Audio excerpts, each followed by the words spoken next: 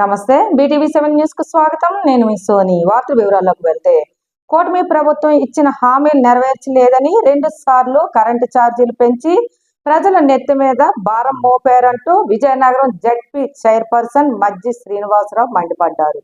ఈ సమావేశం తాలూకా ముఖ్య ఉద్దేశం ముఖ్యంగా ఉమ్మడి విజయనగరం జిల్లా ప్రజలందరికీ కూడా తెలియజేయాలని ఉద్దేశంతో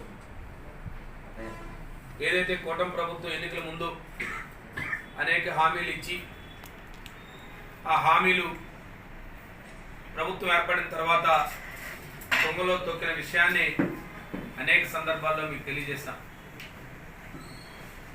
సరే, హామీలు అడుచట్టుంటే పక్కన ఉంచితే ఏదైతే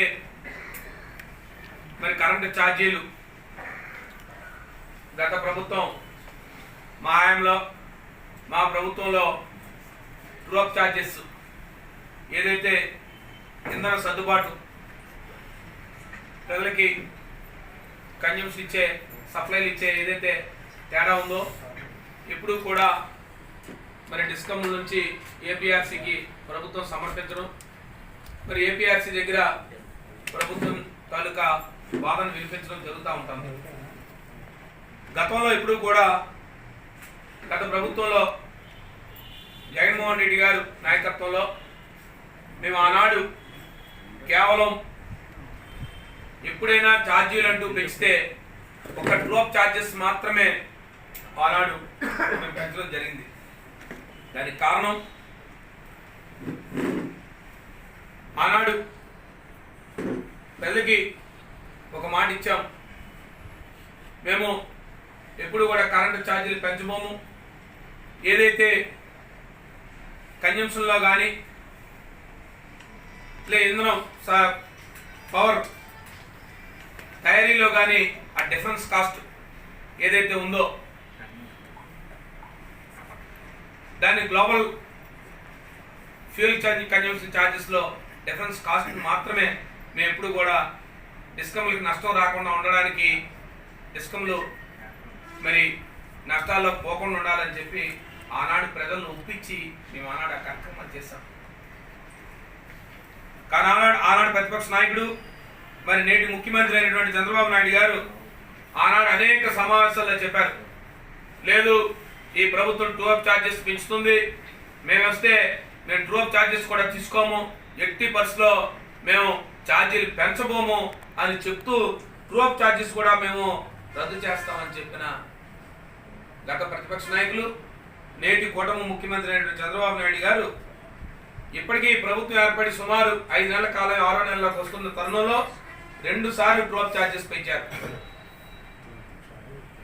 ఒకసారి వచ్చి సుమారుగా 9,000, మొదటిసారి వచ్చి 2 సార్లు కలిపి సుమారు 15,485 కోట్ల రూపాయలని ఈ ప్రభుత్వం పేద ప్రజల పట్ల, ప్రభుత్వ వినియోగదారుల పట్ల ఇవాళ వడ్డించే కార్యక్రమం చేస్తూ ఉంది. మరి బాబు గారు అనేక సందర్భాల్లో చెప్పారు, నేను ముఖ్యమంత్రి అయితే మీ భవిష్యత్తుకు షూరిటీ అని చెప్పి, ఆయన షూరిటీ దేవుడి గెలుగు కానీ ఆయన బాధలు మాత్రం గ్యారంటీ అయిందని చెప్పడంలో ఎటువంటి అతిశయోక్తి లేదని చెప్పి మరొకసారి ఈ ద్వారా మరి తెలియజేస్తున్నాం. మీరు ఆనాడు మేము గతంలో తీసుకుంటే యూనిట్కి ఆ రోజు 92 పైసలు మాత్రం అదనపు భారం ప్రజలపై పడుతుందని చెప్పాం.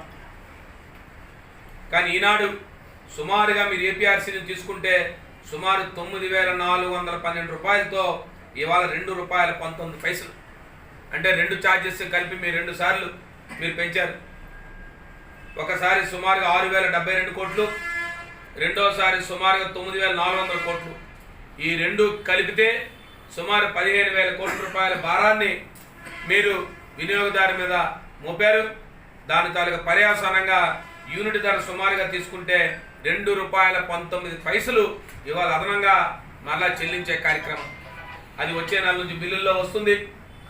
సుమారుగా నాకు తెలిసి డిసెంబర్ నెల నుంచే ఆ బిల్లుల్లో ఛార్జ్ చేస్తామని చెప్పిన అధికారులు కూడా అడిగాను. అధికారులు అడిగితే ఛార్జ్ చేస్తాం సార్, లెవీ చేస్తాం సార్ అని చెప్తున్నారు. కానీ మీరు ఎన్నికల్లో ఏం చెప్పారు? అజయ్ మేము ₹1 కూడా పెంచబోము, మేము గతంలో మేము చాలా నియంత్రణ చేశాము, మేము పవర్ని చాలా బాగా సప్లై చేశామని చెప్పిన మీరు మీకు తెలుసో లేదో ఒకసారి గుర్తుపెట్టుకోవాలి. మీరు ప్రభుత్వం దిగిపోయే నాటికి సుమారు 2019లో మీరు దిగిపోయే నాటికి సుమారు డిస్కమ్ల తాలూకా నష్టాన్ని తీసుకుంటే సుమారు మీరు ఆనాటి ప్రభుత్వంలో మీరు డిస్కమ్లో తీసుకుంటే చాలా తక్కువ ఉండేది ఆనాడు.